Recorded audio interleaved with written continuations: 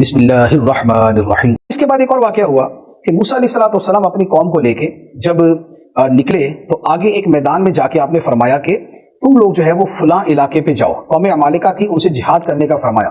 قوم نے آگے سے ہیلے بہانے شروع کر دیے کہ نہیں وہ تو بڑے طاقتور ہیں، ہم ان سے کہاں سے لڑ سکتے ہیں۔ اس طرح بہت سی باتیں ہیں جو آگے انشاءاللہ مختلف صورتوں میں آئیں گی۔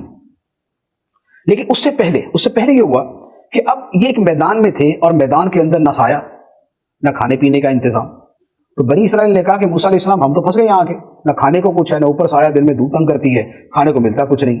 تو اللہ تعالیٰ نے ان کے لیے سائے کے لیے بادل بھیج دیے، سائے کے طور پہ بادل بھیج دیے، اور کھانے کے لیے من اور سلوہ نام کی دو چیزیں اتاری۔ تو بیٹھے بٹھائے مفت کے اندر سایہ بھی مل گیا، کھانا بھی مل گیا۔ تو اب اللہ تعالیٰ اس احسان کا ذکر فرماتا ہے، فرمایا وَظَلَّلْنَا عَلَيْكُمُ الْغَمَامَ وَأَنزَلْنَا عَلَيْكُمُ الْمَنَّ وَالسَّلْوَىٰ كُلُوا مِن طَيِّبَاتِ مَا رَزَقْنَاكُمْ وَمَا ظَلَمُونَا وَلَٰكِن كَانُوا أَنفُسَهُمْ يَظْلِمُونَ۔ اور ہم نے تمہارے اوپر بادل کو سایہ بنا دیا اور تمہارے اوپر من اور سلوہ اتارا کہ تم ہماری دی ہوئی پاکیزہ چیزیں کھاؤ، اور ان لوگوں نے ہمارا کچھ نہ بگاڑا بلکہ اپنی جانوں پر ہی ظلم کرتے رہے۔ کیا مطلب؟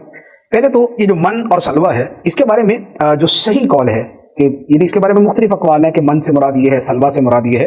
تو علماء فرماتے ہیں کہ اس میں سب سے صحیح قول ہے وہ یہ ہے کہ من جو ہے، من نون، یہ ترنجبین کی طرح ایک میٹھی چیز ہے، ایک چھوٹے سے پھل کی طرح ایک میٹھی چیز ہے، اور جو سلوہ ہے یہ ایک چھوٹا پرندہ تھا۔ تو چھوٹا پرندہ ہزاروں لاکھوں کی تعداد میں اترتے روزانہ، اور اس کے ساتھ یہ ایک میٹھی سی چیز جو تھی وہ پودوں کے اوپر جو ہے نا جیسے شبنم ہوتی ہے نا اس طرح ڈھیر لگے ہوتے اس کے۔ تو روزانہ بنی اسرائیل جو ہے نا وہاں سے وہ پرندے بھی جو ہے وہ بنا کے کھا لیتے، اور وہ جو ترنجبین جیسا من تھا اسے بھی کھا لیتے۔ لیکن اللہ تعالیٰ نے فرمایا کیا تھا؟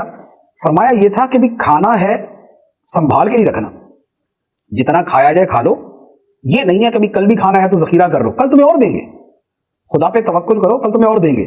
لیکن بنی اسرائیل کے لوگوں نے کیا کیا؟ ان کا پتہ نہیں کل ملے نہ ملے، تو لہٰذا انہوں نے ذخیرہ کرنا شروع کر دیا۔ جب ذخیرہ کیا تو پھر گڑبڑ ہو گئی، جو ذخیرہ کیا تھا وہ سارا خراب ہو گیا، اور اس کے اوپر پھر ان کو سزا ملی۔ تو فرمایا کہ یہ جو ہے انہوں نے ہمارا کچھ نہ بگاڑا، اپنی جان پہ ظلم کیا کہ ہماری بات کے اوپر پورا یقین نہیں کیا، اور پھر جو ان کو مل رہا تھا تو اس کے اندر بھی ان کو مسئلہ ہونا شروع ہو گیا۔